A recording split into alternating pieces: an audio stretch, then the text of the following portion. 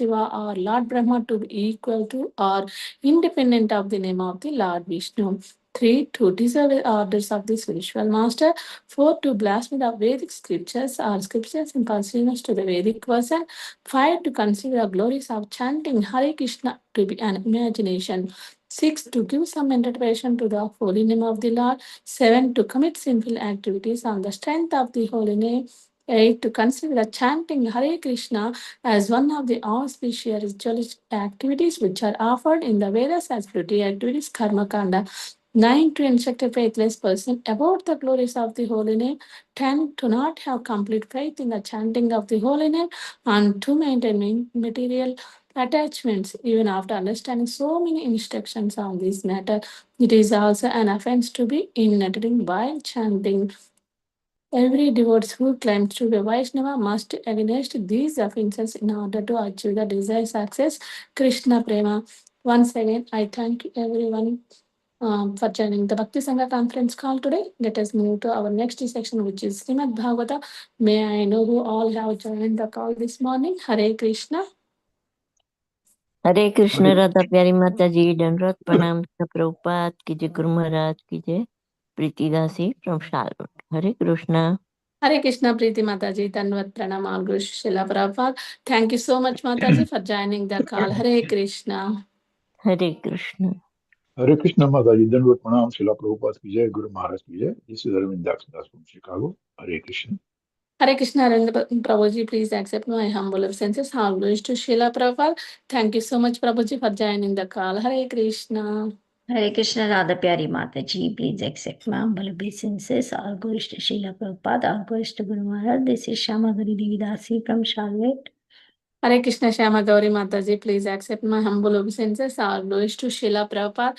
Thank you very much, Mata, for joining the call. Hare Krishna. Hare Krishna.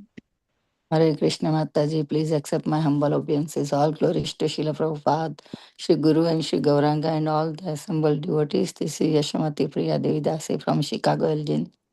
Hare Krishna Yashamati Mataji, please accept my humble obeisances. All glories to Srila Prabhupada. Thank you so much, Mataji, for joining the call. Hare Krishna. Hare Krishna. Hare Krishna, Radha Pyari Mataji. My humble obeisances to you and all the assembled devotees, all worship Srila Prabhupada, our Guru Varga and Gauranga. This is Parampavani Shama Devi Dasi from Baltimore, Maryland. Hare Krishna. Hare Krishna Parambhavana Shama Mataji, Dandvat Pranam, all glories to Srila Prabhupada. Thank you so much, Mataji, for joining the call. Hare Krishna. Hare Krishna.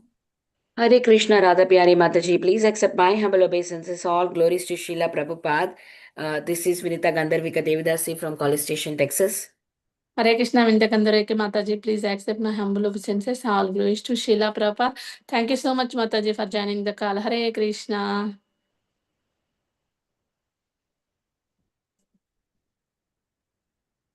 हरे कृष्णा राधा प्यारी माता जी और Srila Prabhupada and Guru Maharaj.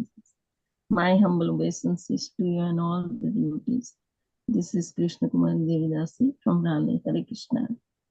Hare Krishna, Krishna Kumari Mataji, please accept my humble obeisances. All glories to Srila Prabhupada. Thank you so much, Mataji, for joining the call. Hare Krishna.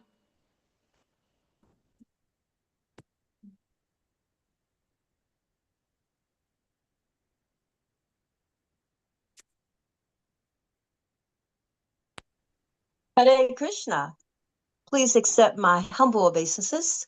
All glories to Srila Prabhupada, all glories to the wonderful, wonderful Vaishnavas, and all glories to the assembled devotees who are gathered here today.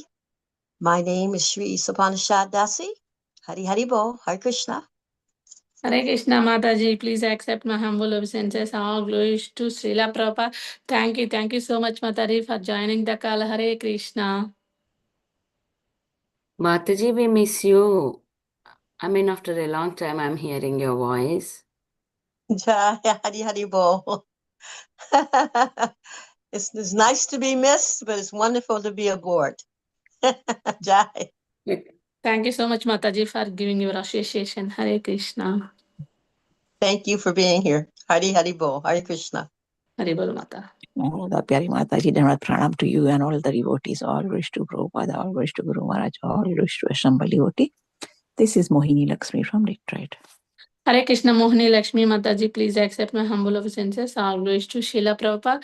Thank you so much, Mataji, for joining the call. Hare Krishna. Hare Krishna, Mataji, Dhanvat Pranam, all glories to Srila Prabhupada and Guru Maharaj. This is Anjana Gopika Devidasi from Lubbock, Texas.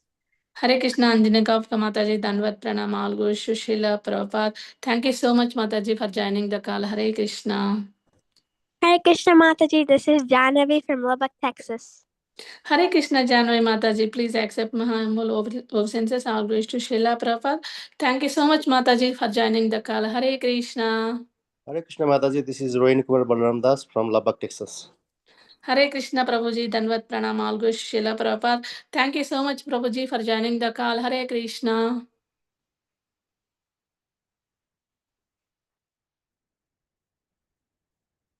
Hare Krishna Mataji, please accept my humble obeisance to Srila Prabhupada Guru Maharaj. This is Harita from Missouri City, Texas. Hare Hare Krishna Harita Mataji, please accept my humble obeisances. All glories to Srila Prabhupada. Thank you so much, Mataji, for joining the call. Hare Krishna.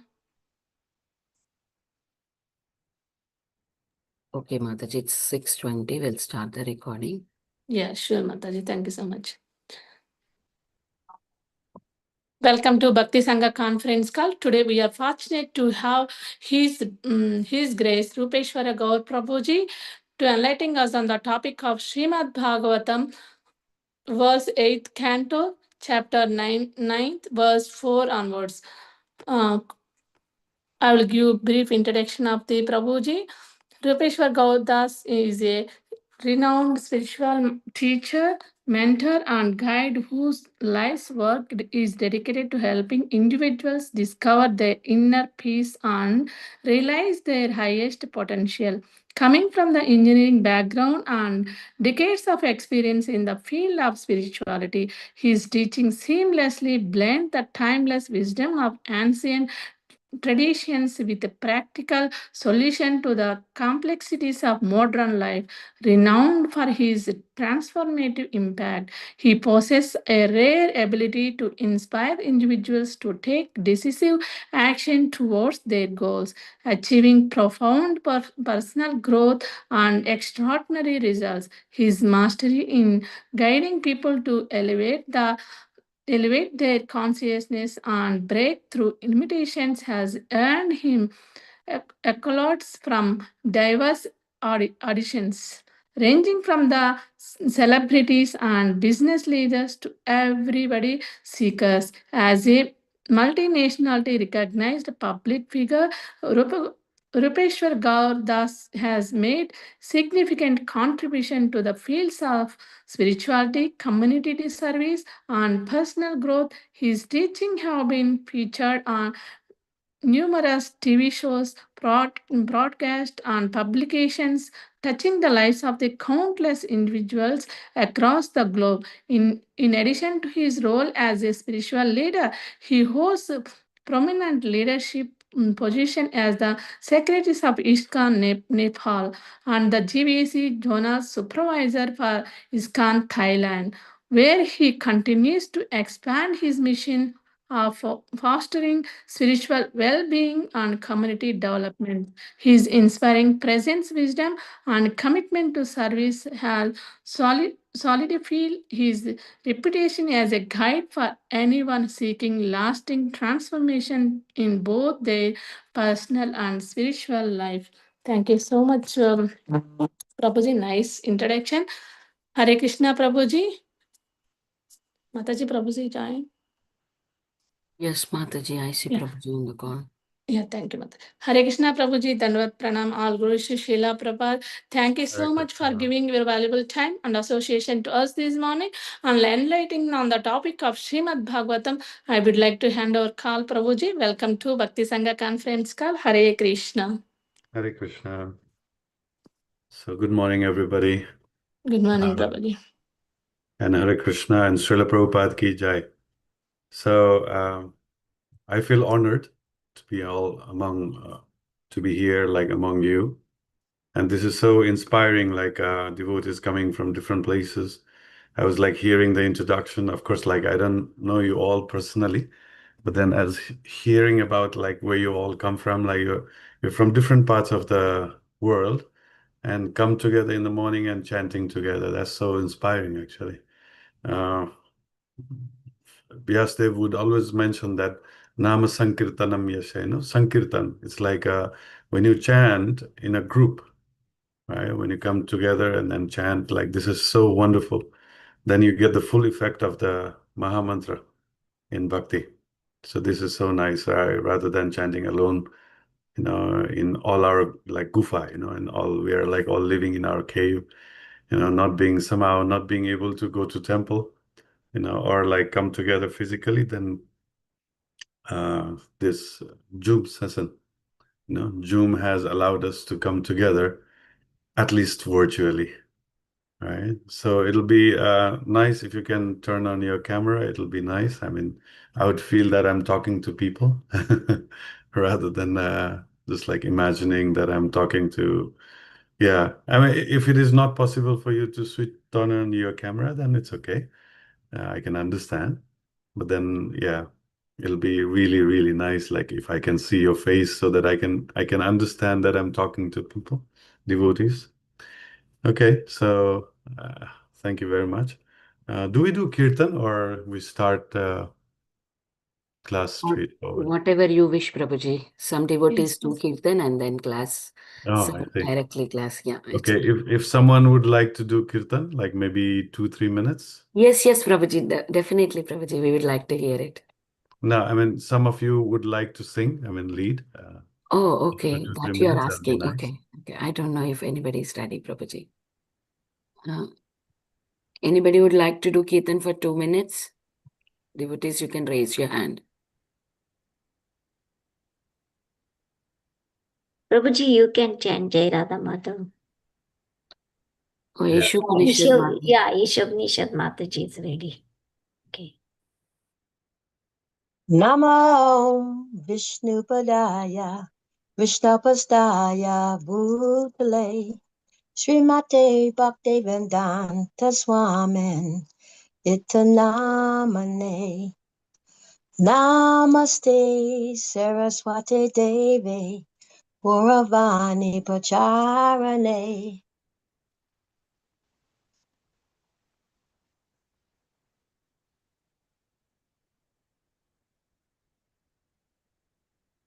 Maybe her voice is breaking. I'm sorry, I don't know what happened there. Jaya Shri Krishna Chaitanya Prabhu Nityananda Shri Advaita Gadada Srivasadi Gora Bhaktavinda Hare Krishna Krishna Krishna Hare Hare Hare Rama Rama Rama Hare Hare Hare Krishna Krishna Krishna Hare Hare Hare Rama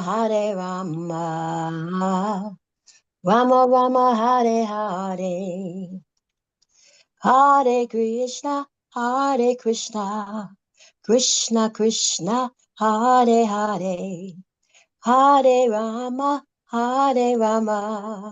Rama Rama Hare Hare Hare Krishna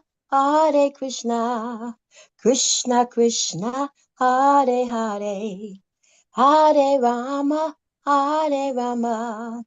Rama Rama Hare Hare Hare Krishna Krishna Krishna Hare Hare Hare Rama Rama Rama Hare Hare Hare Krishna Krishna Krishna Hare Hare Hare Rama Rama Rama Hare Hare Hare Krishna Hare Krishna, Krishna Krishna, Hare Hare, Hare Rama, Hare Rama, Rama Rama, Hare Hare, Hare Krishna, Hare Krishna, Krishna Krishna, Hare Hare, Hare Rama, Hare Rama, Rama Rama, Hare Hare, Nitai Gora Haribo, Haribo, Haribo, Nitai Gora Haribo, Nitai Gora Haribo, Haribo, Haribo, Nitai Gora Haribo, Jaya Jaya Srila Prabhupada, Prabhupada, Prabhupada, Jaya Jaya Prabhupada. Hari Hari Bo, Nita Gora Gora Punande, Hari Hari. Hare Krishna. Thank you Jai. very much. Thank you very much, Mataji. You have beautiful voice. Hari And Bo. I'm sure you have like lots of devotion by hearing you chant. So thank you very much. So we can start the class now. Om Namo Bhagavate Vasudevaya. Om Namo Bhagavate Vasudevaya. Om Namo Bhagavate Vasudevaya. Hare Krishna. So today we are going to discuss from um, Srimad Bhagavatam, Canto 8, Chapter 9, Text 4. Is that right? Yes, Okay. Prabhu. The sloka goes like this. Navayam tvamarair dvairtyair siddha gandharva vacharan nasprista purvajanimo loke saischa krito nirvi. The word translation is like this. Na, it is not. Vayam, we. Prabhuji, Twa. are you going to share the screen, Prabhuji? Okay, I'll do that. Thank you, Prabhuji. Mataji is already sharing now. I'm sharing the screen. Can't you see that, Mataji? Yeah, I saw it. Yeah. Yeah, now I can able to. Okay, Yeah, thank you. now I can able to see.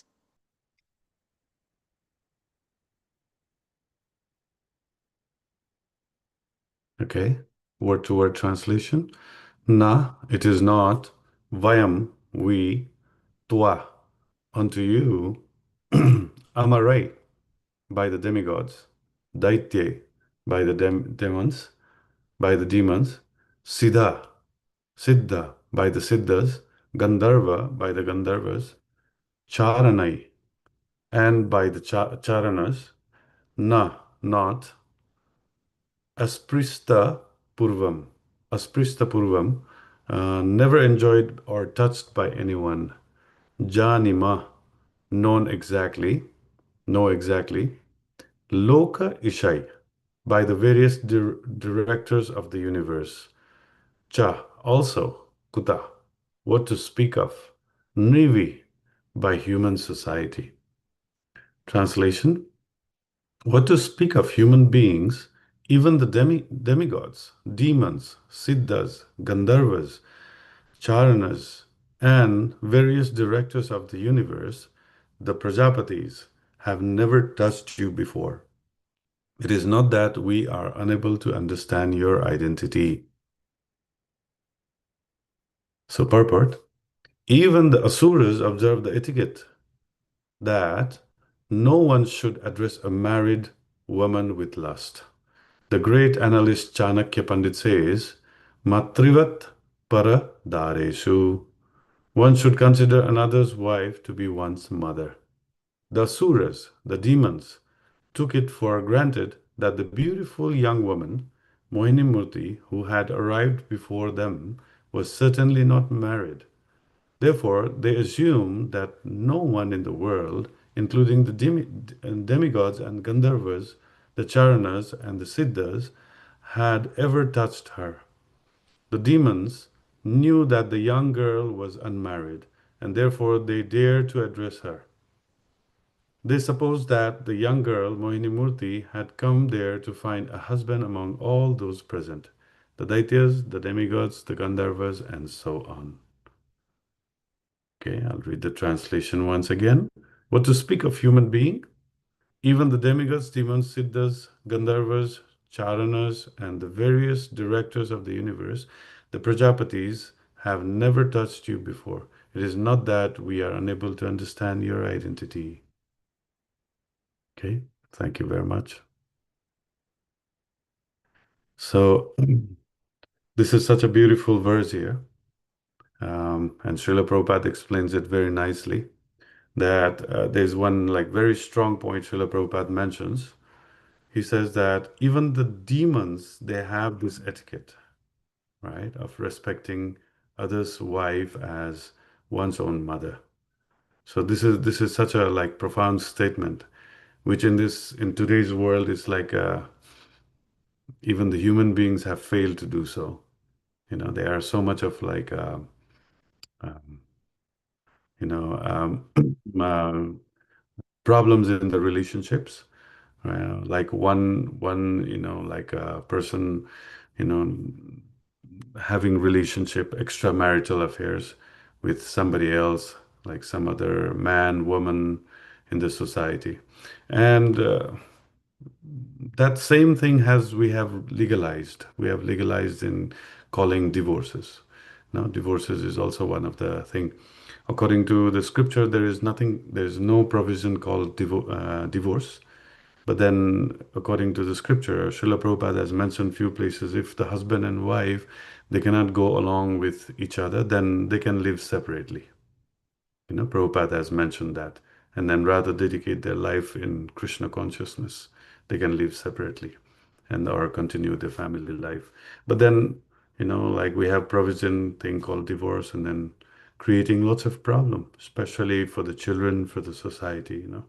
So there is one aspect of legal thing, a legal aspect, and there is another aspect called, you know, the spiritual, you know, provision, injunctions, you know, provided us to live a better life. So here, Moini Murti, of course, we know this is like a churning of the, you know, like ocean going on using the like mountain. There's Basuki Nag, and then there are like one group is like the demigods, another group is the demons, right? So this thing is going on, and after so many personalities, so many things which came out of the churning, one of the best part, which is the main objective of the churning, the nectar came, right? The nectar came. Then when the nectar came, then of course, like everyone was like really, really attracted. And among the demigods, like they were very disciplined, and they were like, they knew because Lord Vishnu was involved. They were like all very, very certain that Lord Vishnu is going to do the right thing, and then he will provide to those like who are really, you know, I mean, he will do it like in a very good manner. But then the demons, like, I mean, as they are demons, they were like very self-centered, selfish, and they started like thinking, oh, aham purbam, you know, means like me first. I should drink the nectar first, you know. So it was like very, very difficult for them to, you know, like handle the situation when these demons, they started like thinking, oh, I will drink first, I will drink first, I will drink first, you know. So it was like kind of chaos created there, right? And then, and of course, like that, at the same time, demigods, they understood that the demons not supposed to drink this nectar, because if the demons like they drink the nectar, then it'll be a chaos again, you know. So the demons, they reside in the loka called Bhubar Loka, and demigods, they reside in the loka called Swarga Loka, right? They are like adjacent next to each other. So Swarga Loka and Bhubarva Loka, they always have fight. They always like fighting, quarreling, you know, making war with each other. Right? They are always like trying to prove that who is better. Demons trying to prove that demigods are not good and they should like rule the world. And demigods are like, as empowered by the Lord, they naturally feel that they should conquer the world, right? So demigods, they knew that if the demons, they will drink the nectar, it will be very difficult for them to maintain this world, you know, being in the Swargalok. And in spite of like them not getting the nectar, you know, sometimes with powerful, when the powerful demons come, you know, they found that they have the demigods have like difficulty, you know, maintaining their Swargaloka. Like Hiranyakashipu, when Hiranyakashipu and Hiranyaksha was there, you know, they lost their like position as demigods. The Swargaloka was like conquered by them. Same with the Bali Maharaj. You know, when Bali Maharaj like conquered three worlds, the demigods they were like thrown out of the Swargaloka. So they knew that if the demons become powerful by drinking the nectar, you know, and by drinking the nectar you become like mm, living forever, you know. So it's very difficult for them, for the demigods to take care, right? So that's why they didn't want demons to drink. So by understanding the situation, you know, Lord Vishnu, he decided to intervene the situation. So everyone knows that the Lord Vishnu comes as Mohini Murti, right? Mohini Rupa. Now, Mohini Murti is like such a unique incarnation of like the Lord, that he comes as a female. Now, why female? God knows that in this stupid material world, you know, one of the main weapon of Maya Devi is the lust, you know, the sexual desire. You know, this is the controlling factor. You know, so knowing that, Lord Vishnu, he would come as Mohini Murti, very beautiful, most beautiful woman, you know, like, and later on you will also see that like there are like lots of description of Mohini Murti, that she has perfect figure, she has perfect like way how to generate lust in people's heart, I mean in demon's heart or demigod's heart, you know. But demigod somehow, you know, in the Paramatma form, like demigod has like informed the demigods that I am the incarnation of like a Lord Vishnu. So they were not so much like allured or attracted or like infected by the lust, you know, which Mohini Murti was showing. But then the demons, like, they couldn't stand it. So instead of like fighting for the nectar, a pot of nectar, you know, they started quarreling among each other that who is going to, you know, like marry this woman, you know, marry this Mohini Murti. Right. So, and of course, like she had a condition that she took over the pot of a nectar and then said, okay, whatever I decide, you know, everyone is going to agree. Right. And then by seeing the like a beautiful form and by having the desire to like enjoy this woman, all the demons were also like agreeing. Oh, yeah, yeah, yeah, yeah. Such a beautiful woman, you know, like whatever you say, we are going to agree, thinking that like she's going to marry whoever agrees to, you know, follow the instructions by her. Yeah, and then the similar tendency is going on in today's world also. Like, you know, when a man proposes a woman, or like, you know, when man comes together with a woman, and in the beginning stage, you know, yeah, yeah, you know, every man becomes allured, you know, or like becomes subordinate to a woman, you know. But then, of course, like later on, when they understand the reality, then the real things starts coming up in the relationship, right? But in the beginning, like it is very, very obvious that like the man becomes like you know, allured by the desire, the lusty desire, you know. Of course, like I mean, it sounds like very bad when we say lusty desire of a man, right? But then this world is designed like that.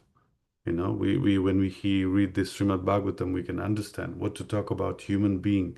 Even the demons, which are like more subtle, more powerful than the human being, they have this problem.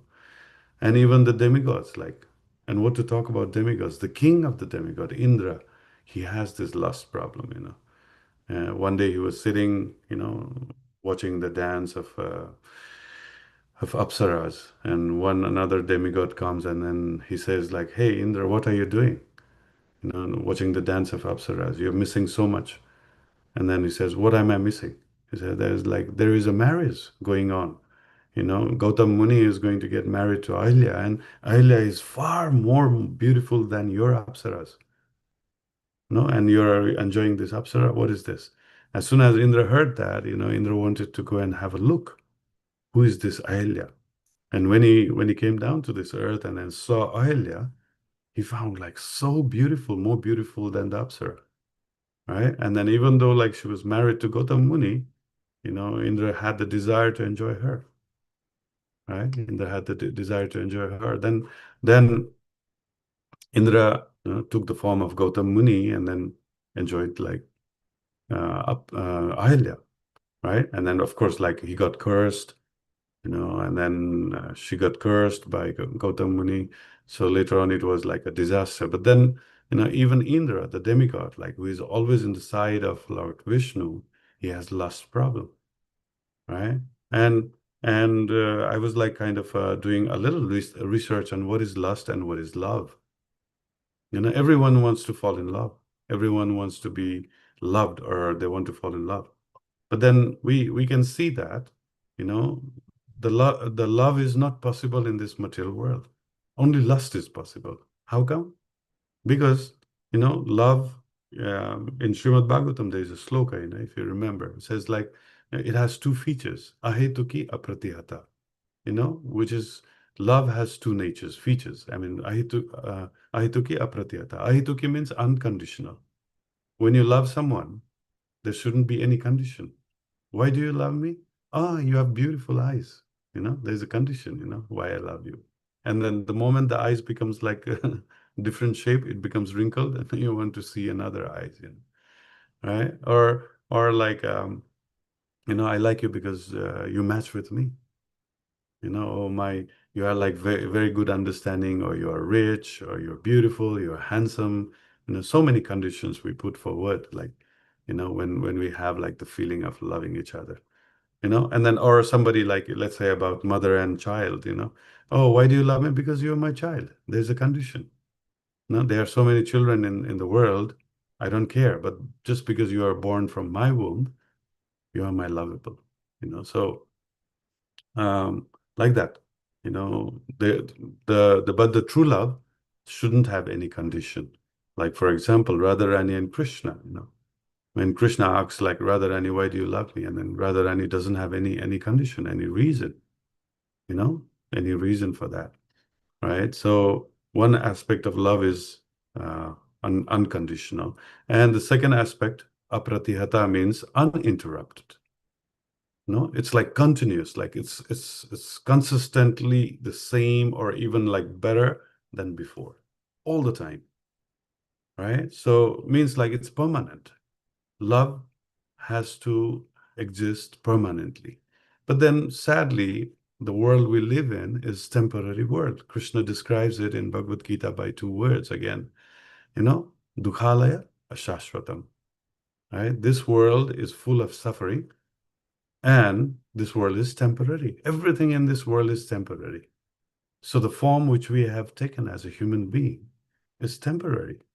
It is not going to last more than like 50, 60, 70, 100 years, and we'll all be gone. So when we love somebody, I mean, so-called love somebody in a bodily basis, based on body, oh, you're my husband, you are my wife, based on the body, right? And then we love our children based on the body, because the child is given birth from us. It's based on the body, and body is temporary. We cannot experience love, because love's like one of the features, is permanent. It has to be permanent. So we can never experience love in this material world, because everything is temporary, and there's always condition. There's always condition in this material world. We cannot like have no condition and yet we love somebody. No, it's not possible.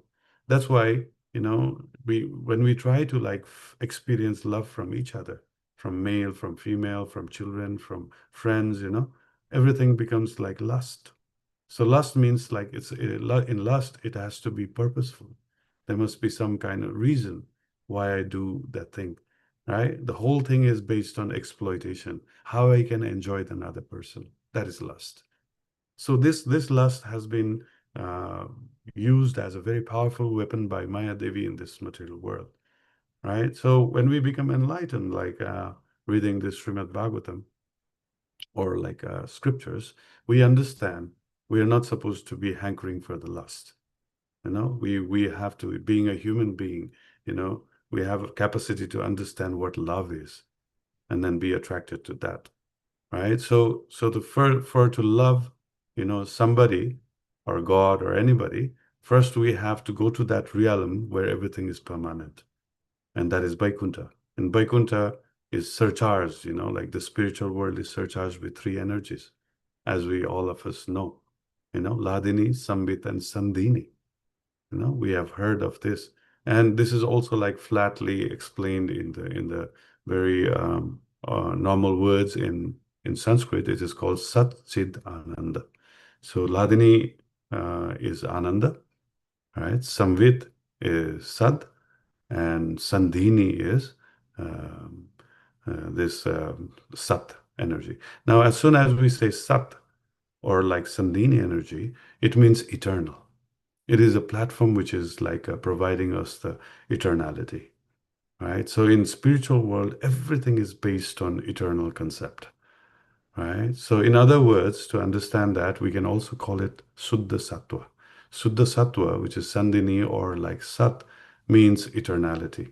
So it gives us the platform. It gives us the foundation of spiritual existence, which is eternal. Then only we can experience love, right? Or else it's all lust. So here, when Mohini Murti is coming, appearing in front of like demigods and demon, they were all surcharged with lust. They always wanted to like enjoy Mohini Murti, to their fullest. So this is what is going on in this scenario. And Vishnu, Lord Vishnu, he knows very well what we are like captivated by, and then he's using that tool. We're using that tool. So in this material world, one very interesting principle we have to understand is material world is none other than Krishna's external energy, right? Krishna has three energies. I mean, Krishna has unlimited energies, but can be categorized into three classes. First is the internal energy, second is the marginal energy, and third is the external energy. Now, internal energy comprises, it makes the spiritual world, right? And this material world which we live in is the external energy, right? And Krishna explains that in Bhagavad Gita also. He says like Asta Vinna Prakriti Astada. Means like, made out of like 8 elements, 5, gross elements and 3 subtle elements. That comprises the material world, right? Which is called the external energy. And why it is called external energy? Because this energy is Krishna's creation, but then somehow like became like separated from Krishna.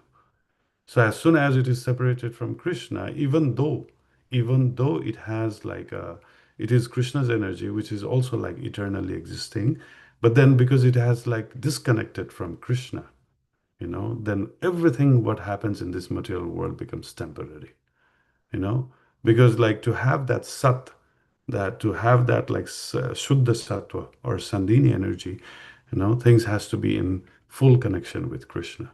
But because this external energy has separated from Krishna, even though it is coming from Krishna, so has lost that quality of eternality. And then the third energy, which is Tatastha Shakti, which is the living entity, which our Atma is, has the tendency to fall sometimes into the spiritual energy, which is internal energy, and sometimes we can fall into the external energy. Now, this is the problem. Sometimes we can be, like inclined to the spiritual energy, and sometimes we can be inclined into the external energy, right? So this is how the world is made. So as soon as we tatastha energy, we don't realize the existence of the spiritual world, the existence of the eternal energy, we fall prey of the internal energy, external energy. That's why we are living in this material world, going through so much of trouble, experiencing impermanent things, non-permanent things. So this is what this Moini Murti, like the story of Moini Murti, is trying to show us. And the whole part of like demon and demoniac, these are like the concept of relativity which is provided in this material world, external energy. The theory of relativity, which is also like, I think, copied by Einstein. He just got this idea of like relativity, from the chapter 16 of Bhagavad Gita, where it is described as divine and demoniac. We have like in this impermanent world, all the energies are like divided into two, which is one is permanent, one is divine, which is like having a good side. Another is like demoniac, which is having the negative side, positive and negative, which is like the existence and this, which is the qualities. I mean, we can say disqualities of this material world, divine and demoniac, right? So the divine role is played by the demigods, and demoniac role is like played by the demons, right? So most of the stories which we read in the scriptures, based on like regarding this like divine and demoniac, the demigods and demon are to show the human being like us, to understand the reality of this material world, and how alluring, how stupid, how irrational, how like non-permanent this material world is, the whole demonstration. And many of us, we might have the desire to go to Swarga, the heavens. But Krishna is showing even going to the Swarga Loka, we have problems, like demigods. Like I just gave an example of Indra, what to talk about others, right? So Krishna, I mean, there's also like a portion in Bhagavad Gita that where Arjun would pose like a question to Krishna indirectly, when Krishna explains that karma has three types, sukarma, vikarma, and akarma, right? And we all know sukarma means like, punya, which are the auspicious activities we do, and according as the result of the auspicious activities we do, we are like promoted to the higher planetary systems like Swarga. No, that is sukarma. And vikarma means like to do something which is against the scriptures, and that will give us the lower planets, or like send us to the patal lok, like the hellish planets, and then get punished. That is like a vikarma. It's also called pap, committing sins, right? And then the third one is akarma, that activity which doesn't give us neither like a, punya or nor pap. I mean, neither like higher planetary systems, or lower planetary systems, or patal, hellish planets. That is akarma. And akarma is done specially by Srila, according to Srila Prabhupada, when we offer our service to Krishna, Guru and Gauranga, then we are not entitled for the consequences of the activities. That's called akarma. Now Arjun, he asks like Krishna, I'm not going to do bikarma, I'm not going to commit sin, I'm not interested in that, I understood, but I'm confused between this sukarma and akarma. Because like both are giving good results. Like one is giving us like, I mean, one is like relieving us from this material bondage. Another is giving us like good moments, good living, good situations. So I'm pretty confused about this. So Krishna says that no, don't be attracted to sukarma, because even by committing sukarma, getting like wonderful facilities, you're promoted to higher planets, you still have chances to do bikarma, right? And again, the example is Indra. Indra living in heaven, he commits so much of sin, and there are like so many demigods like who have created like sinful activities and get the consequences, negative consequences, and they suffer, right? So Krishna encourages Arjun to do akarma, means like to offer everything to Krishna, like not to be attached to the result. That's akarma, right? So we have to be intelligent enough to understand that we are not supposed to be like attracted or are confused by this arrangement of material world, which is the external energy of the Lord, which has the energy which is surcharged with a no God concept, like which is taking us away from Krishna. So this is the situation, and Krishna wants us to come out of this illusion. You see, I mean, this is very interesting. I mean, that we can find that this material world is eternal, right? Since it is Krishna's energy, external energy, it is eternal. All the elements, what we called in Mahatattva, the Mahatattva, like it has 24 elements. Of course, somebody say 25, 26, 27, but according to Lord Shri Krishna in Uddhava Gita in Canto 11, he says 24. Krishna would consider 24, including the soul, right? Other 23 like Karmendriya, Gyanendriya, and then and then these subtle energies, all these like Panchamahabhut. Considering all these things, there are 23 elements plus the Atma, conditioned soul, 24 elements. So these are the, like Mahatattva. And this Mahatattva is eternal. It's indestructible. Means like it remains forever there, Mahatattva. But then using that Mahatattva, when we take this form, like for example, I'm Rupeshwar Gaurdas, the body I have taken is temporary. The form I have taken is temporary. But all the elements within my body, these 24 elements are eternal, right? But the form is like temporary. To be able to understand this body is also like Krishna's external energy, and the form which I have taken is temporary. That is knowledge. Right? That is knowledge. So Krishna wants us to understand the reality of this material world so that we can promote ourselves to the spiritual world. Understanding the spirit, I mean, go to the spiritual world. As long as we are in this material world, we have to also identify the external energy of the Lord. Our subject matter is not the external energy at all. Our subject matter is the internal energy. We have to be attracted to Krishna by promoting ourselves to the internal energy.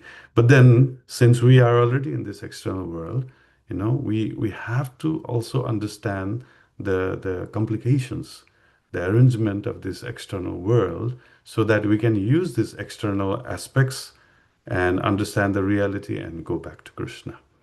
Right? So that's why Srimad Bhagavatam is full of like stories which distinguishes between what is real, what is unreal, what is permanent, what is not, and then illustrating us to understand the reality and make ourselves purer, upgrade ourselves, and then eventually go back to Godhead.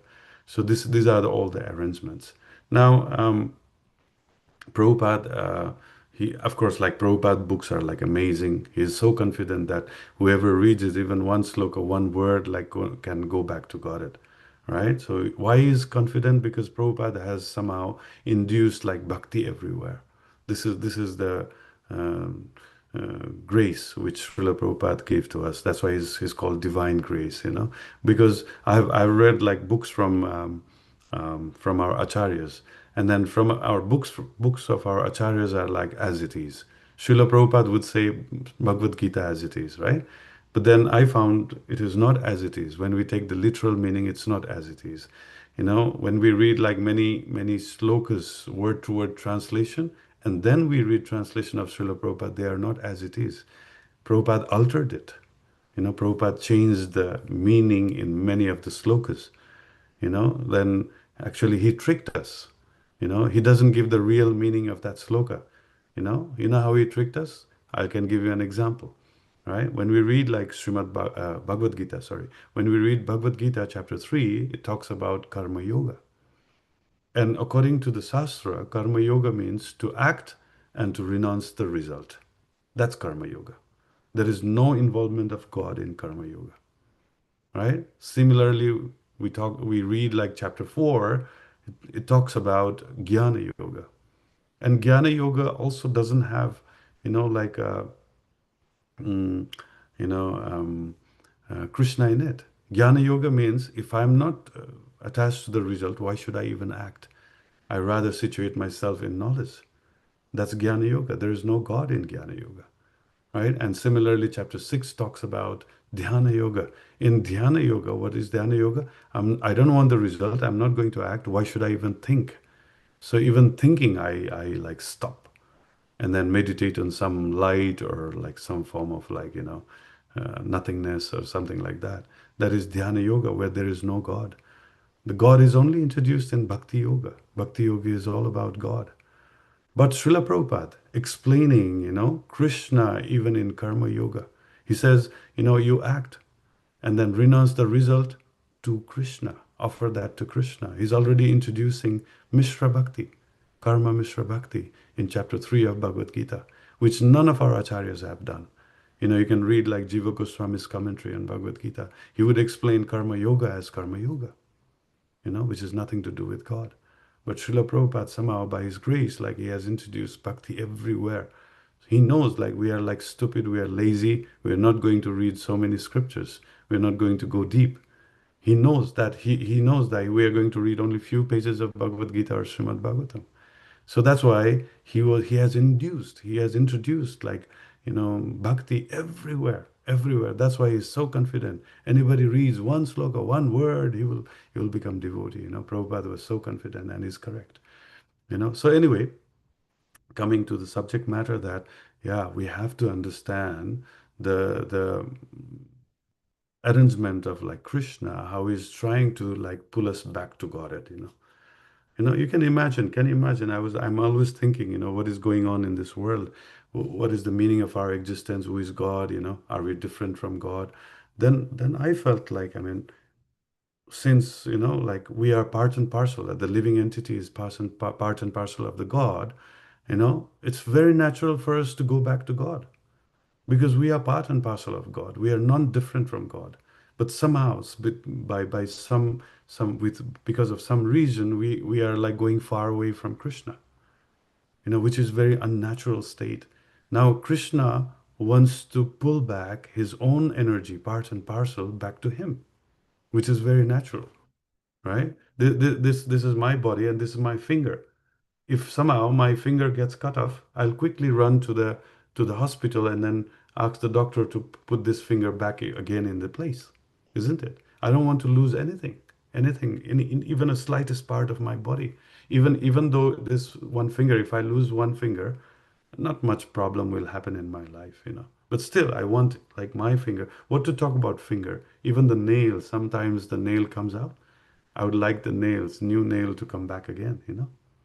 Right? In the same place, in the same shape, in the same size, right? In the same way, we are part and parcel of Krishna. We comprise the body of Krishna, the whole body. Like in Shastra, we are defined as the universe is part of the body of the Lord, right? We comprise the body of the Lord. So Krishna is trying to get all the parts of his body back. Somehow we have tried to go away from Krishna. Krishna is losing some portion of his creation. So Krishna is trying to pull us back. And how Krishna does it? By using, like Guru Tattva. Guru Tattva means to attract those particles which are going away from Krishna. He's trying to pull by using Guru Tattva back. Guru means attraction, to attract those particles which are going away from Krishna back to Krishna. Right? And if you understand it in a different way, like let's say I've explained about the three categories of energy of Krishna, right? Internal, marginal, and external, right? So these three energies, belongs to Krishna, right? It is coming from Krishna and it is within Krishna, right? So the internal energy comprises the spiritual world, which is Krishna and Krishna's, right? The external world is the external energy of Krishna. It's also Krishna. And the marginal energy is the part and parcel of Krishna, right? It belongs to Krishna. So if all these three energies belongs to Krishna, how come that I am different from Krishna? Why am I thinking that I'm separate from Krishna? Right? Just because he has given me like minute independence, why am I thinking that I'm like different from Krishna? Right? So if we think deep, of course, don't think deep in this principle, because it can make you mayavadi. It can make you like like, I mean, impersonal, I'm not trying to promote that, but then just to understand that everything belongs to Krishna and everything is going back to Krishna. What is the problem? Right? We don't have any separate, I mean, existence without Krishna. So it's very, very obvious that we are trying to go back to Krishna, or Krishna is trying to pull us back to Krishna. It's very natural. It's called Guru Tattva, which is like attracting all the time towards Krishna. So it's actually very beautiful, I mean, way that how Krishna like advertises, because he has given us the minute independence, he cannot also force us. He cannot just like put gun on our head and say, hey, you say that you love me. He cannot do like forcefully. It is against his principle that he has given us minute independence.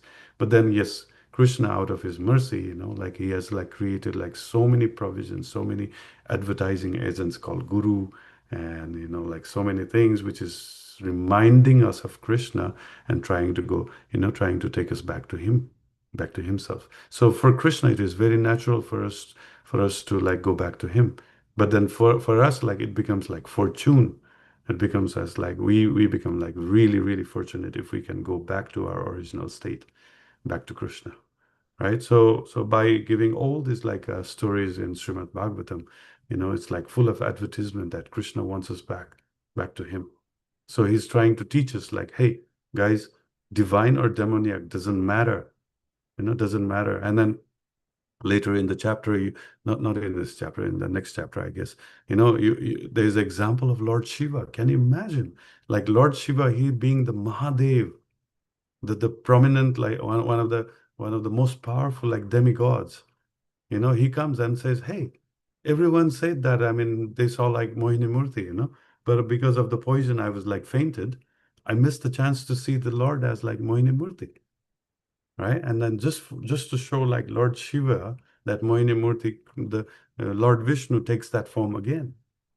And he was there with like Parvati, his wife. And then when he saw the Mohini Murthy, he became so attracted that he pushed like Parvati away and then ran after Mohini Murthy.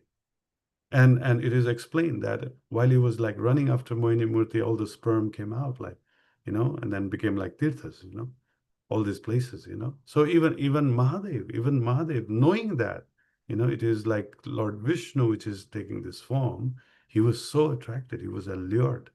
What to talk about like other living entities, other demigods. Even Mahadev, he was like, I mean, illusioned by this like potency of the Lord, right? So all these like stories in Srimad Bhagavatam, they are given, provided to us, the human being, the intelligent human being, to understand the reality of the existence and to somehow surrender back to Krishna, surrender back to Krishna. So Srimad Bhagavatam's story is very simple. The principle is very simple. We come to this material world, we suffer, we go through so many things. And then one point we realize, this world is stupid, temporary. I originally belonged to Krishna, back to Godhead. So let me go back to Godhead. So I take like lots of processes to go back to Godhead. That is the main story of Srimad Bhagavatam. But then just to convince us, it has been presented in the form of demon like Britashur, in the form of kings like Prachin Varishat, in the form of like normal person like Avanti Brahman, in the form of like animal like Gajendra Moksha, in the form of demigods like Brahma Bimohan, even Brahma gets like illusioned, right? Just to understand that, yes, somehow we have to awaken our spiritual existence and go back to Godhead. The whole story is surcharged with that. So when we see this Mohini Murthy like story, is like such a lesson for us that this world is full of illusions, right? And not to be trapped, not to be, convinced by the illusion, and somehow come out of it and then go back to God. Okay? Srila Prabhupada ki jai, Granthara Srimad Bhagavatam ki jai. Thank you very much. So if you have any question or comments, please put forward and then we'll try to address it together. Hare Krishna.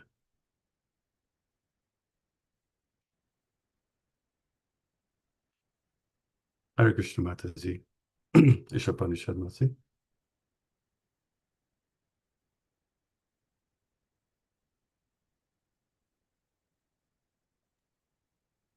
Hare Krishna. Hare, Hari Hari Bol. Your realizations were very enthusiastic. It woke me right up. okay. I was just thrilled in how you tricked us. You know, I love that expression of being tricked because we are stupid, we are lazy, and absolutely right. Srila Prabhupada knows exactly what to do. That's true. I love SRIMAD Bhagavatam. In my later years, I've just become appreciative of it, very thankful. And now I'm just, I'm anxious. I have all this enthusiasm about wanting to just go there and just go all over the universe. Actually, I love how you present it. You covered so many things. It was just wonderful. I just like to just say thank you for showing me in another way of just diving deep into it. Thank you so very much. Hari Hari Bo. Hare Krishna. Thank you, Mataji. Hare Krishna. Hare Krishna, Prabhuji. Thank you so much, Prabhuji. Such a Hare beautiful Krishna. class. And Anjana Mata, Gopika Mataji, please go ahead with your question, Mataji.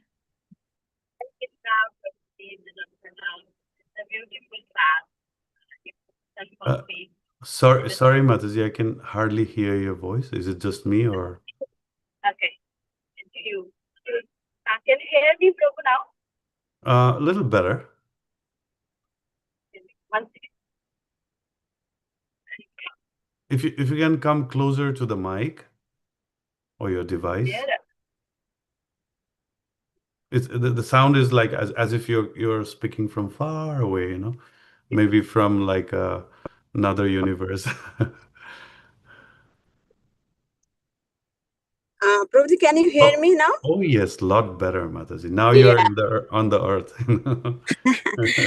Yeah. I'm in traveling, Prabhuji. Thank you so much, Prabhuji. It's a beautiful class. Actually, you focused on so much of in bhakti, relationship with Krishna, and then by forgetting our relationship with him, we are suffering here. My question is, you're mentioning in the beginning of the class, you were talking about the eternal lust and love. Here is no love, and a spiritual world there is love, and here is we cannot experience that love. Means, is there any way we can? Means we are in the process, but to experience that love. But you said this and the external energy of the Lord, and like how this how Mohini Murti try to illusion and try to attract all the demons and even demigods and all the devtas also. Means how we are attracted here, even though we know the philosophy, we know we are part and a parcel of the God, and then we are not happy because of that. We could experience somebody is there, love is there. Means how can we continuously? You also mentioned ahituke apratihata. Means how can we just go and beyond this illusion, means experience that love, Prabhuji, more and more. Okay, thank you very much, Mataji, for asking this. Like, as you were like asking, so many things bombarded my head. Like there are so many like principles, philosophies. We can use to understand this. Of course, like the first thing is we have degraded ourselves. We have degraded ourselves. What it means, I mean, of course, like this is very general term that general phrase that I'm saying, degraded ourselves. What exactly it means is we have degraded our intelligence. Like in the existence, if we see, we have this physical body, which is like fire, air, earth, water, fire, air, ether, the Panchamahabhut. Then we have subtle body, right? Mind, intelligence, and false ego. Right now, false ego is designed to make us like comfortable in this material world. To understand, I'm not the Atma, I'm body. Right? So we are not going to talk about like false ego. False ego is designed for us to like indulge ourselves in this material world. But then we have another two factors called the mind and the intelligence. Now, mind is also designed to help the false ego to, get entertained in this material world, right? So mind is a pakka, full, complete follower of the ahankar, the false ego. But then Krishna also creates like an interesting element called intelligence. Now, intelligence does not belong to the false ego. Intelligence belongs to the spiritual energy, right? If you read Srimad Bhagavatam, there is mention that this Mahat Tattva, the very foundation of Mahat Tattva is intelligence. And from that intelligence, the ahankar comes, the mind comes, the senses comes, and the sense objects comes. This you can find in Sankhya philosophy, Sankhya Yoga in Canto 11. I would prefer you to read Canto 11, the Uddhav Gita. Krishna explains the Sankhya Yoga in Canto 11. Of course, like Kapil Dev also explains the same Sankhya Yoga to his mother Devahuti. But then the one Krishna explains is like very, very summarized, like to the point, like explanation about Sankhya Yoga. So according to Sankhya Yoga, everything in this material world is actually designed by the intelligence. But then the problem is, intelligence has two factors, two things, First is called knowledge, the information. The second is wisdom, the realized knowledge, right? So which is called Vivek. Buddhi and Vivek. They are like two aspects of the intelligence, right? So if we use our like wisdom, it's very obvious for us to understand that we are temporary living entity. We have been like tricked, we have been illusioned to be in this material world. But when that intelligence is not like active, why it is not active? Even for ahankar, even for false ego to know that I am not the Atma, I am the body, requires knowledge. So first portion of intelligence is taken by ahankar to delusion us. That's the beginning. Then mind, even to desire, like, oh, I want iPhone 17 now coming, I want that. I want like a nice house. I want to go to America. I want to go to Europe. I want to travel. I want to eat like very nice food. Even for mind to desire that requires knowledge. So again, it takes some portion of intelligence, right? So, and the senses to perceive like things from this world also requires like knowledge. Eyes, oh, this is the thing which I like. The eye becomes attracted to that. The skin becomes attracted to its own object, sense object. Even tongue becomes attracted to the foods which you like. It requires knowledge. So all this intelligence, the knowledge from the intelligence is taken by the mind, the ahankar, and the senses. So in other words, I can say that we are misusing that intelligence, right? Misusing that knowledge and intelligence to know this material world. Now, when all this intelligence, like the whole intelligence, we retrieve it. Now, I don't want to eat anything which I like. I don't want to see whatever I like, means like the mind likes. Let me bring back all these energies, the intelligence, and then put it in the section called intelligence. That intelligence, which is helping us to go understand Krishna, becomes very powerful. So what it means is when we bring that intelligence 100% back, then we become Krishna conscious.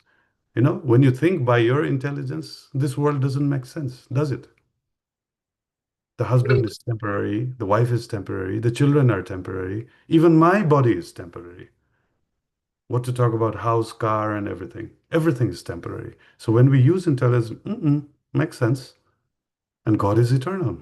Yeah, correct. That's the intelligence which realizes that.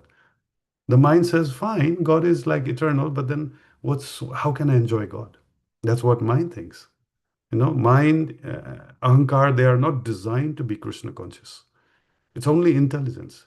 So that's why this Mat Tattva, Krishna knowingly makes the whole creation based on intelligence. But somehow stupidity, with stupidity, We are utilizing that intelligence in so many things, making internet, making computers, making flying cars, all these temporary objects, right? So somehow, if we can bring our intelligence back, then we have high chances of becoming Krishna consciousness.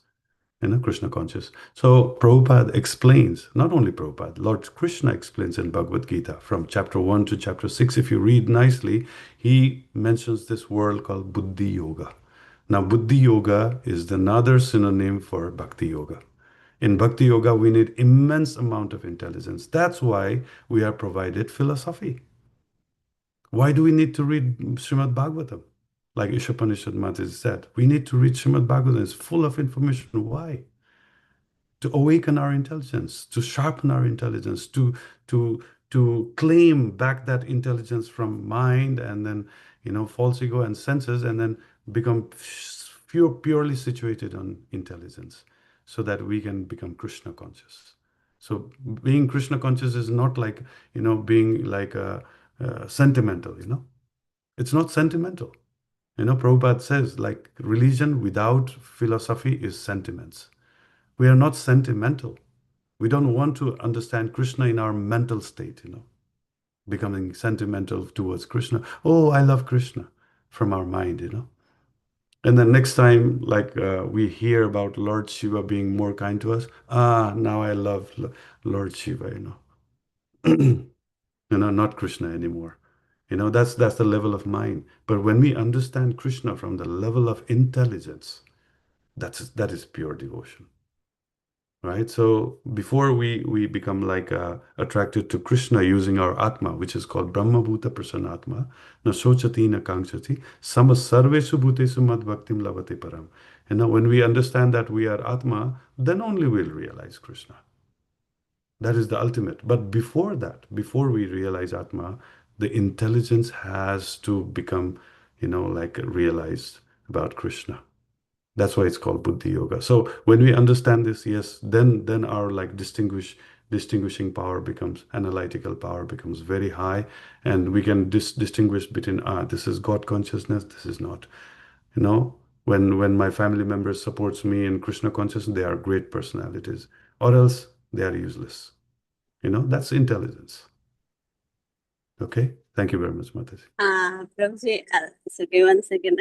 The one more question came up to me.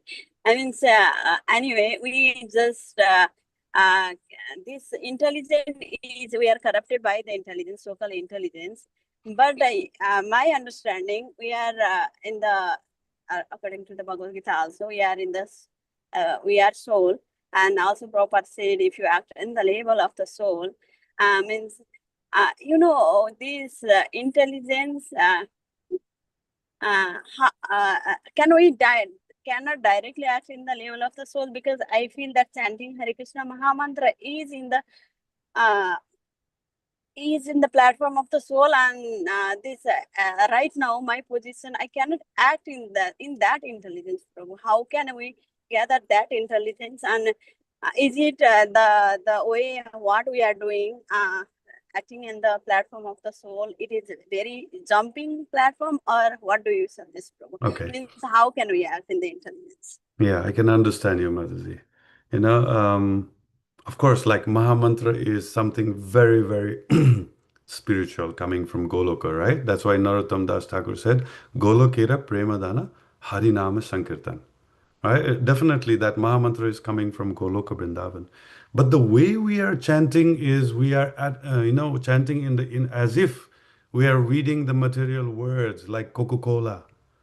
We are reading like we write Hare Krishna, Hare Krishna. No, we read it, we chant it as if it is like a word, which is like something like we are saying apple, banana, orange, Okay, Hare. Hare is like energy of God. Okay, that is the word which is like referring to the energy of word. And Krishna is the name of Krishna. No. Krishna means Krishna. Hare means Radharani. But we don't realize that, do we? Right? We read the mantra as Mahamantra. Now, one devotee asked me to like chant the Mahamantra by mind, not by words, not by mouth. He asked me to chant by mind. And of course, like I was trying, and then I could realize that when I chanted the Maha Mantra from my mind, I mean, very trying to like really, really attentive, I realized the Maha Mantra in the form of feeling. When I was chanting from the mind, there was no word like Hare and Krishna. Hare and Krishna was word for my mouth and then my ears. When I was chanting Maha Mantra from my mind, I could feel the same Maha Mantra in the form of feeling. Now, can you imagine? I mean, we cannot imagine, of course. What is Maha Mantra when we chant from the level of Atma? No, we don't know. We don't know yet, right? So that's why. See, when we are not able to chant the Maha Mantra from our level of like Atma, and we chant Maha Mantra in the form of like words, the material words, we can chant it for many lifetime, and we still don't get Krishna. In Chaitanya Charitamrita, it is mentioned, Bahu Janma Kariyedi Shravanadi Kirtan, Tavitana Pai Krishna Pade Premadan.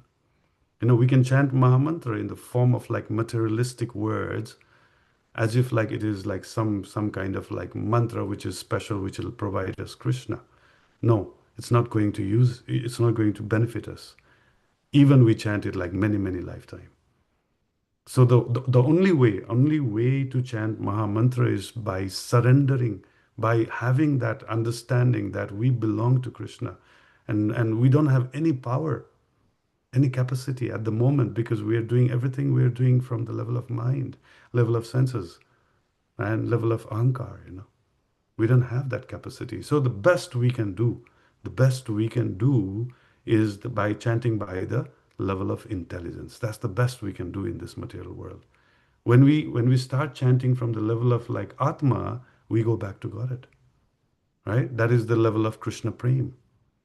Right? You read like Madhura Kadambini, and he explains, right? Shraddha, Sadhu Sang, Bhajan Kriya, Anartha Nivriti. This is Kanishta level, right? And then comes Nishtha and Ruchi, that is Madhyama level, right? And then Ashakti, Bhav, and Prem, these are like Uttama level. Now in Uttama level, we acquire to chant in the level of Atma, right? And that is the stage called Krishna Prem. Right? Krishna Prem is the highest. In Krishna Prem is the highest level of realization we can make in material world. And after Krishna Prem, there is another 6 levels in spiritual world. Another 6 levels, which we cannot experience in this material body. Right? And then Rupa Goswami, he explains in Nectar of Devotion, if you read part 2, part 3, and part 4, he explains, right, about like, what are the stages? Like, he talks about like 5 levels of bhava, starting from Bhava to Sthai which is like completely being, like Krishna conscious, pure bhakti. So at the moment, we cannot chant from the level of like Atma, even though the Maha Mantra is coming from Goloka Vrindavan. And another proof I can give you is like Maitreya Muni explaining to Vidur.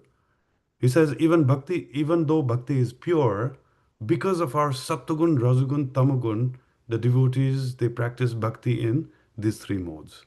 Not because of the bhakti itself, but because of our situation. We practice bhakti because we want to become pure. Prabhu, I want to chant because I want to become pure. That is Sattvagun. Right? What is in pure state? I want to chant because Krishna likes me chanting. That is Suddha Sattva. Anukulena Krishna. It has to be favorable to Krishna.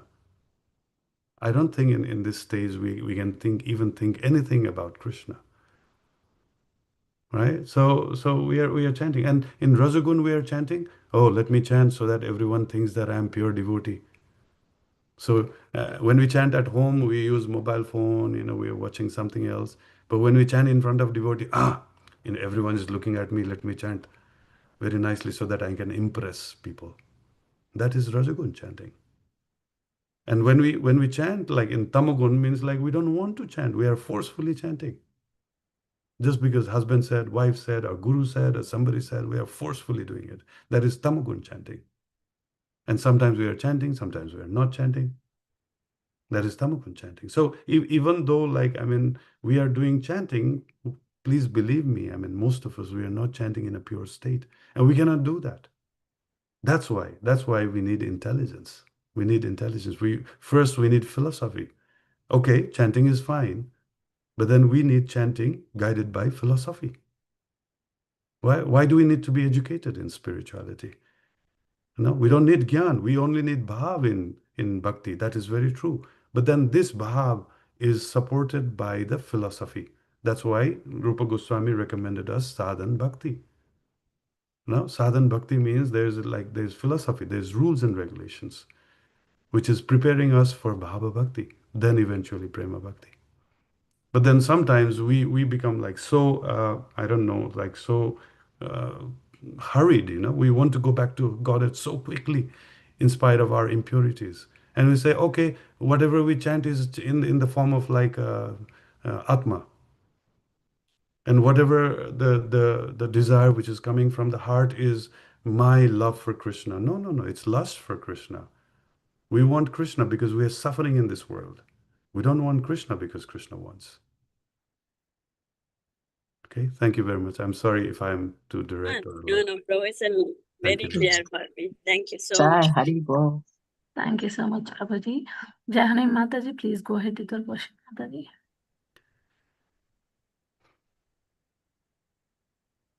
Hare Krishna, Jahanam Mataji, are you there? Oh, Hare Krishna, Mataji. So sorry. I thought it was someone else. Okay, for 1 second, then just turn on my camera, Prabhu. Please go ahead, Hare Krishna, Prabhu. It's my good fortune to listen to this lecture today. I offer my humble obeisances to you because the lecture is very, very that's just a lot. Thanks for AI companion. I really had a question earlier, but then the more you were speaking, the more like my mind was having more questions. So I think I'm just going to simplify my question with something that you already touched upon. I've gathered that we can never really get Krishna because sometimes, because due to our intelligence, that we're not chanting really with our intelligence that Rupa Goswami had talked about. So Prabhu, what would be, and again, this is not a philosophical question because I already lost my philosophical question. So this is more like an advice, say for new people, neophytes. I've been in Bhakti, I would say cross over to Bhakti this year. I was hanging around really on the fence, like I would say 5 years. Obviously not very intelligent, but in the beginning, when you're dealing with the new people, they definitely say, oh, bhakti is so easy and stuff like that. So Prabhupada had said, they even say, oh, we trick you, right? And then the more you get into the philosophy of it, and the more I'm reading SRIMAD BHAGAVATAM and stuff like that, I'll be honest, it's overwhelming because even what you were just saying right now, it's almost as if like we're not gonna get Krishna.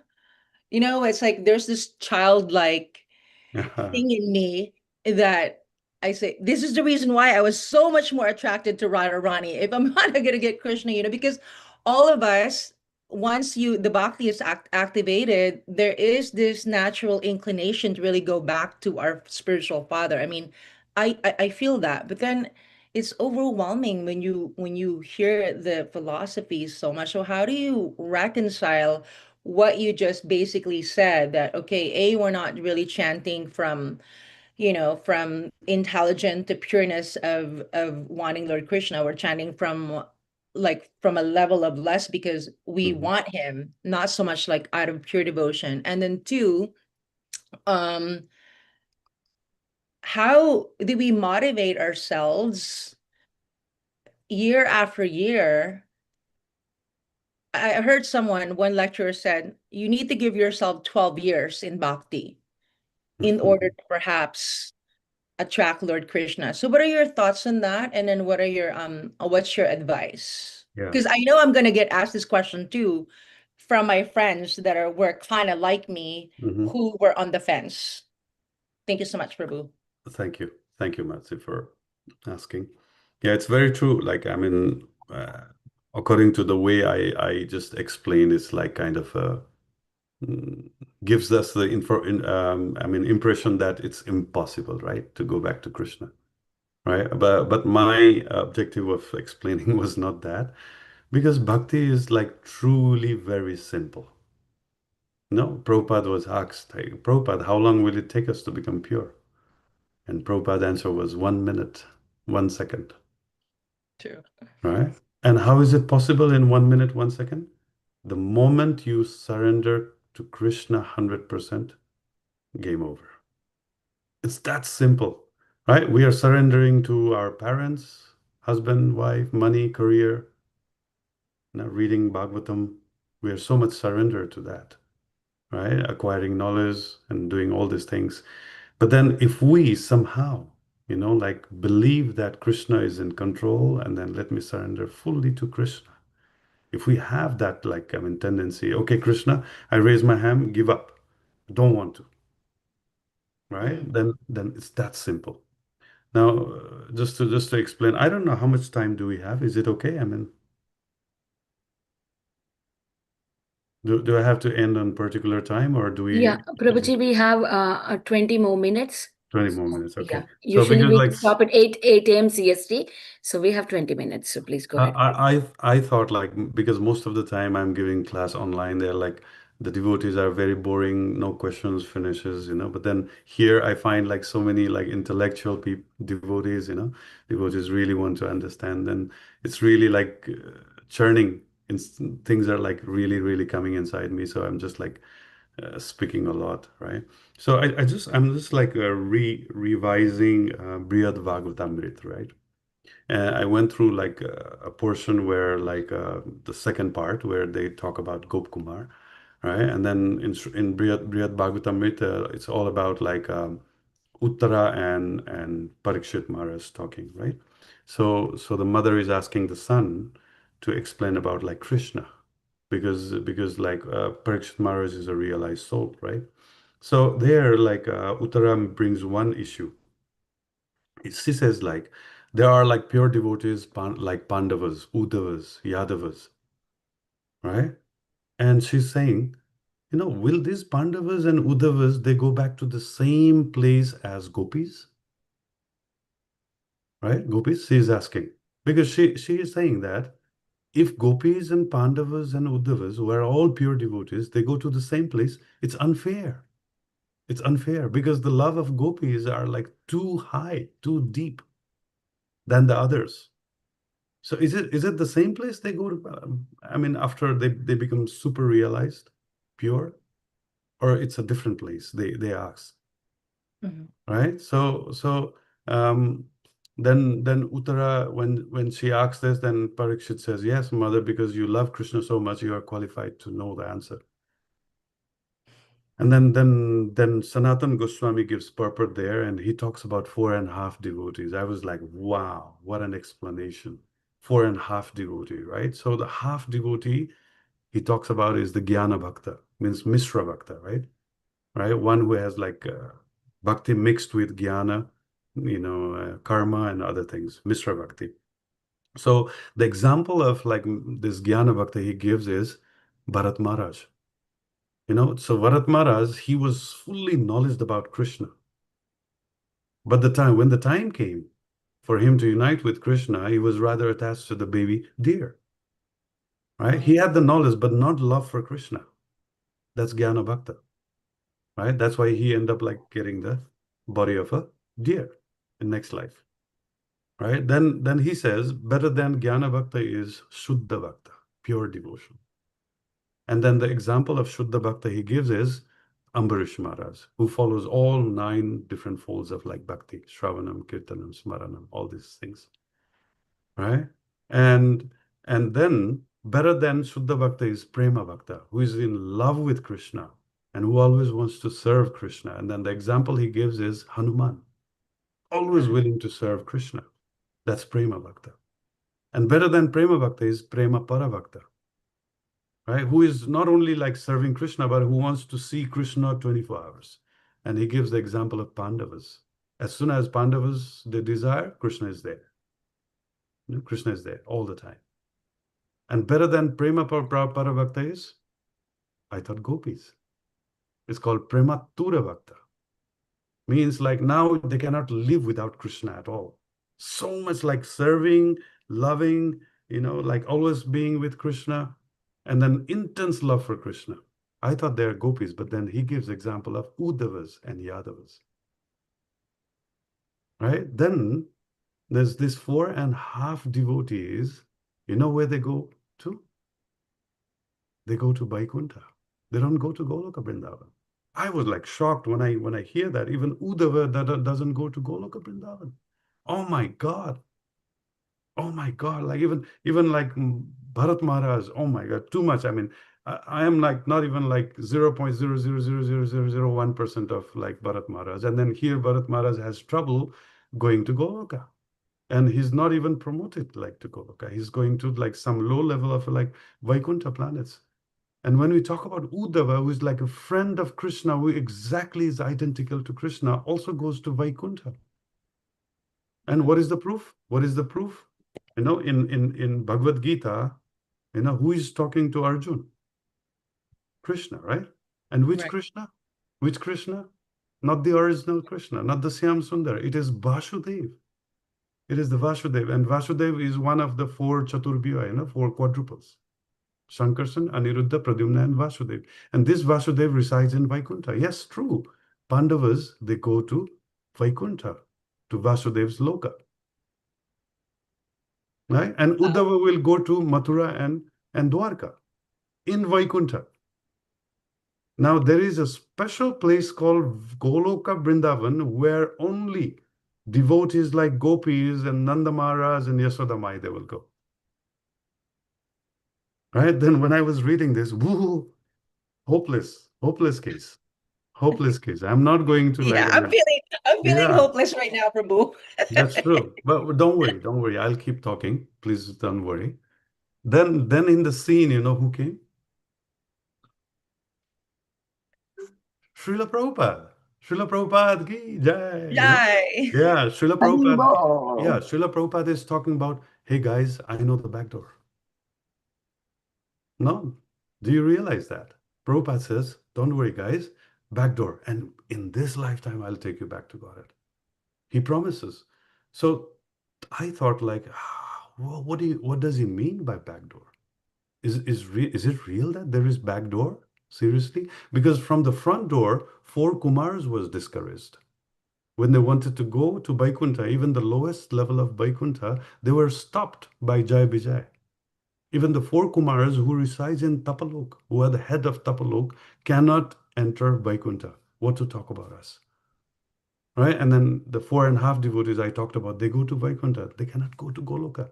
So then Prabhupada is talking about back door. What is that back door? There is a place called Navadvip in Goloka Vrindavan, in the spiritual world, where 2 great personalities reside, Gaura and Nitai. Right? Gaura Haribol. Nitai. That's the real. And Gaura Nitai is the avatar. Avatar means one who comes from above to lower planet. Gaura Nitai, they are not the expansion. They are the original form themselves. They come to this world and advertises us and says, chant Hare Krishna. I am empowering that mantra. If you chant Hare Krishna, because I said, right? I'll take you to Navadvip in Goloka Vrindavan. And by the way, from the Navadvip to go to Radha and Krishna in Goloka Vrindavan takes 15 minutes walking. That's the back door Srila Prabhupada is talking about. But we don't understand. And we are saying, no, Radha Krishna, no. Let's do this. Let's fast Ekadasi. Let's do all these kind of things. No. Just surrender on the lotus feet of Gaura and Nitai. That's it. That's what Srila Prabhupada wants to like do it in ISKCON. ISKCON is Chaitanya Mahaprabhu's mission. That's the back door. So let's not make it complicated. Let's just surrender to Gaur Nitai. That's it. Hare Krishna. Thank you Then so I much. became hopeful, yeah. Thank you so much, Prabhu. I feel like I really needed to hear this from you because there was this spontaneous attraction that I had been feeling lately about the Nityananda Prabhu deity of Baltimore, even though I've never been to Baltimore, but I just saw that. So I feel like it's aligned, and I'm so grateful That's to you. true. I'm utterly in that. Thank you, Thank you. Prabhuji. Hare Thank Krishna. you. Hare Thank Krishna. you so much, Prabhuji. Beautiful answer. Bala Prabhuji, please go ahead with your question, Prabhuji. Thank you, Mataji. I appreciate that. Prabhuji, excellent class. So Hare many ways you presented for us to attract ourselves to Krishna. Can I Thank ask you. the question, Mataji? Prabhuji, Bala Prabhuji is going to ask the question, Prabhuji. After Prabhuji, you can go ahead. Hare Thank Krishna, Gopeshwar Prabhu, your class is so wonderful. My video is not working. Some problem is there. But your class is something, the whole Krishna consciousness is covered in one class. Hare Krishna. Rupesh Prabhu really is fantastic. I'm sure you are a pure devotee. You're going back 100%. There's no No, doubt. Prabhuji, I'm The way, trying to become pure, so please bless me. no, I need the your way you have blessings. done, it touched my heart. I want to hear this video 10 times, 15 times. Then I'll become pure. Prabhu. Just this will give so much Hare knowledge. Krishna. Thank you so much. Dandavad Pram. This Sukakar Krishna, your servant. Hare Thank Krishna. you so Thank much, you, Prabhu. Prabhuji. Yes, Bala Prabhuji, please go ahead with your question, Prabhuji. Thank you, Mataji. Thank you, Prabhuji. So, in that direction, just that's what even while you're chanting, right? Each mala, Prabhupada says, Prabhupada in some of the chanting Maha Panch Tattva mantra, right? Because we are so impure. Can you comment on that? Yeah. So again, Srila Prabhupada wants us to be connected to Panchatattva, Chaitanya Mahaprabhu and Nityananda Prabhu. Because without them, we cannot do anything. Whatever we do is it's an impure thing, you know. It's surcharged with some kind of motives, you know, self motives. Even we want to become pure, it's we are surcharged with our selfish motives. Yes. We want to use Krishna to become pure so that we can get out of the suffering. That's liberation. That's not bhakti, right? Yeah. So that's why I see Prabhupada has given us the sequence. First Bhagavad Gita, then second Srimad Bhagavatam, and then third Chaitanya Charitamrita. Right? You can see the ending of Bhagavad Gita is Sarva Dharman Parityajya Mamekam Saranam Braja. Right? Aham Tom Sarva Papebhyo Mokshaisyami Masacha. So here Vasudev is talking to Arjun. He's encouraging us to surrender to him so that he can provide us moksha, first liberation. Yeah. You know, Bhagavad Gita doesn't much focus on bhakti, pure bhakti. No. So it's trying to elevate. And Bhagavad Gita definitely is an important book because it gives us where to start. You know, Krishna explains, Yat karosi yadasnasi yajyosi dadasi yat. Yat tapasyasi kaunteya tat kurusha madarpanam. You start from Mishra Bhakti, fine. You know, you start from Mishra Bhakti and then you'll be first liberated. Right? Then second, Srimad Bhagavatam. Srimad Bhagavatam is talking about, you know, the frustration of this material world and then what to do, you know, do Sankirtan, Nama Sankirtan. Right? It's the final verse of the Srimad Bhagavatam is to chant Holy Krishna, holy name in association of devotees. That's the conclusion of Srimad Bhagavatam. And of course, it gives us lots of scenarios everyone can chant. He says everyone can chant, like I mentioned earlier. Then comes Chaitanya Charitamrita, right? Chaitanya Charitamrita is talking about all the practical applications, how to attract this Gaur Nitai. Now, how to surrender ourselves to Gaur Nitai, right? It is very simple. So chanting, while chanting, one of the main thing we need is the surrender to Gaur Nitai. And what Gaur Nitai wants? The eight Sikshastakam. We can read Cheto, Darvana, Marjanam in each and every sloka. In the third sloka, he talks about Trinadapi Sunichena, Tarorapi Seisnuna, Manina Manadena, Kirtaniya Sadari. So when we chant Hare Krishna Maha Mantra surcharged with these 8 instructions Chaitanya Mahaprabhu gives, that's more than enough for us to go back to Godhead. We don't have to read any Shastra. Right? It's complete. It's complete. Krishna is Chaitanya Mahaprabhu is talking about, Cheto Darpana Marjanam, from starting from cleaning our heart, dirty heart, surcharged with Kam, Krodh, Lobh, Moha, Mad, Matsarya, these 6 anarthas. First, remove them. First sloka is talking about, and the last sloka is talking about is, hey Krishna, you're my master, no matter you hug me or you kick me. To that level of understanding, which the understanding of Radharani. Yeah. Right. So Chaitanya Mahaprabhu is guiding us how, in what mood we should chant. Right. But then we are not so much focused in Chaitanya Mahaprabhu. Yeah. Right. So similarly, Prabhupada is trying to make us connected with Chaitanya Mahaprabhu all the time. That's why even our chanting, Hare Krishna Maha Mantra, right, is connected with Panchatattva mantra. In fact, Bhaktivinoda Thakur explains that this Chaitanya Mahaprabhu, this Panchatattva mantra is more powerful than the Hare Krishna Maha Mantra. More powerful. So if we chant this Sri Krishna Chaitanya Prabhu Nityananda, Sri Advaita Gadadhar Shivasadi Gaur Bhakta Vrinda, if we chant this throughout the day, we'll become pure.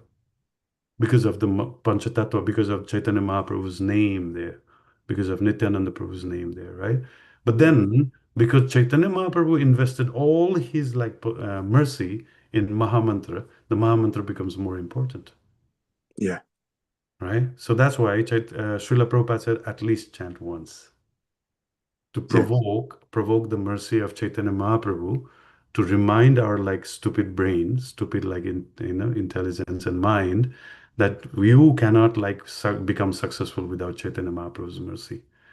That's the main meaning. And there are so many devotees who chanted Mahamantra without chanting the Panchatattva mantra. They felt like Mahamantra is boring. But when they were introduced this Panchatattva mantra, later on they became, wow, Mahamantra. They liked it. They started working. There's so many examples like that. Yeah. Right. So having Chaitanya Mahaprabhu in mind, in heart, if we chant Mahamantra, falling in his lotus feet, requesting him to accept this fallen soul, like Bhaktivinoda Thakur in one bhajan he sings, Chaitanya Mahaprabhu, you liberated, you gave Krishna Prem to this Jagai Madai. Yeah. And by the way, I'm a little better than them, no? Yeah. I'm not as bad as them. So I think I'm also entitled for your mercy. So Bhaktivinoda Thakur, in that mood, he's singing that bhajan. So we are also supposed to chant. But you look like Chaitanya Mahaprabhu. Yeah, Hare Krishna, Prabhu. No, this is too much. No, Hare Krishna. Srila Prabhupada ki jai. You are Okay, wonderful. I'm thank going to you. take your number Thank from you very much, Shama Prabhu. Gorima. I want to be in touch with you. I'll Hare take the Krishna. number, your mobile number. Hare Krishna, Prabhuji. Hare Hare Krishna. Yeah, I'm trying, Prabhu. I'm trying to understand, and this is not my bhakti. This is not just knowledge. It's coming from my stupid You are very brain. humble. You are very humble. No, bro. Seriously. I need blessings, prayers, everything, so that like Srila Prabhupada said, I will go back to Godhead in this lifetime. Yeah. I'm very impressed with your Hare Krishna. way you took the class, Prabhu. Thank you very much. Awesome. Hare Krishna. Thank you, Bala Prabhu. Thank you. Thank you very much. Thank you so much, Prabhuji. Ishopanishad Mataji raised your hand again. Mataji, do you have any question? No, Hare Krishna. No, that was a mistake. Thank you. Haribol, Hare Krishna. Okay, if there are no more questions, we can end the call. Mataji, Actually, over to you. Mataji, can I just ask one more question? Yeah, I'm going to please, go indulge ahead, my Mataji. greed today. I'm so sorry. Go ahead, Very Mataji, quick please. though, regarding chanting. May I, please? Go ahead, Mataji, please go ahead. Prabhu, when you were saying about Goranitai, I'm sorry, I'm having gosh, okay, here we go. Prabhu, when you were saying surrender to Goranitai, when I chanted, do you do it every other round? Because when I was doing it, this is one of my confusion when you're chanting, right? And I know that I'm a fallen soul and that I'm gonna commit offenses. So especially when I was new, do you advise that I chant Nama Om Vishwadaya along with the Krishna Chani Prabhu Nityananda every time I finish a round? Is that advisable? Yeah. What I do is I do it when I begin the chanting, right? Every round I do that, and every time I get distracted. Sometimes I'm talking to some people, or my mind goes somewhere else. I chant that mantra and come back to Mahamantra. Okay. right? So it's basically two things Srila Prabhupada has explained. One is like by the mercy of Chaitanya Mahaprabhu, we are chanting. That's why we are like asking Chaitanya Mahaprabhu, hey Chaitanya Mahaprabhu, I'm going to chant, so please help me. That is one thing. And the other thing, Prabhupada also mentions that whatever offenses we make, Chaitanya Mahaprabhu and Nityananda Prabhu forgives. So each time I make offense against chanting, like then I have to ask forgiveness from them by chanting Panchatattva mantra. Right, because when I was chanting and then philosophically, I'm thinking, okay, if I chant this every other round, how am I going to practice like being absorbed? Because I know that, when you're chanting Hare Krishna, Hare Krishna, Krishna Krishna, and there is that line where you kind of get absorbed as you repeat over and over. And then so my mind was telling me, well, if you chant it this way, then you're going to constantly interrupt with the other mantra. How do you reconcile that? Okay, so in the beginning stage, yes, we chant that in a very practical, mechanical way, because we are not qualified to be observed in Hare Krishna Maha Mantra, So in the beginning, of course, we have to follow the rules. That's called sadhan bhakti, And among the sadhan bhakti also there is a part called Vaidhi sadhan bhakti. Means we are chanting for the sake of chanting, right? That's the beginning. Then when that becomes like matured, when that becomes like better, it comes a stage called Raganuga Sadhan Bhakti. Means now this chanting becomes spontaneous, natural, that your mind also starts chanting. And in that stage, yes, we may not have to chant this Panchatattva mantra often. We become observed in Hare Krishna Maha Mantra. But that is, that's natural. It comes like automatic. It's not like 12 years of chanting, then you become like this. No. Like you asked earlier, no, there is no timeline.